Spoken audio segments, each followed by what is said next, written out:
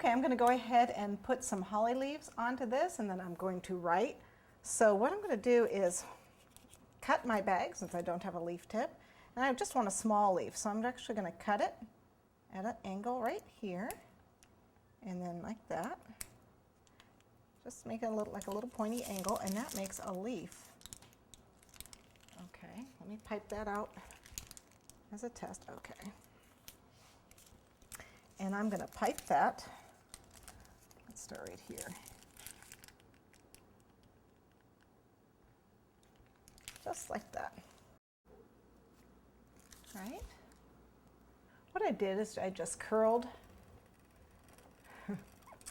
the back of my poinsettia. I just curled the wire around, and then I just placed them on the cake.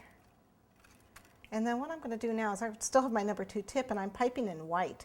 And the reason I'm doing that is I'm eventually going to pipe in green, but I'm not the best writer in the world. My writing always comes out funny, and so I pipe in the same color as my base cake in white, and that way I can wipe it off really easily, and there's no color underneath. If I did this piped in green and wiped it off, you'd see green underneath. So I pipe it in white, and if I like it, then I go right on top of it with the green.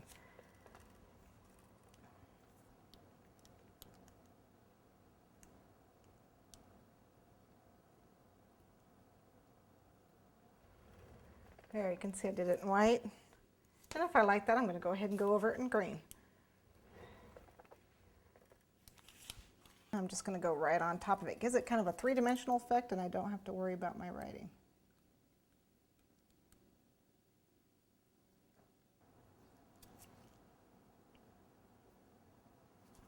Okay. Okay, and there you have your gelatin flowers with your Garret Frill Christmas cake.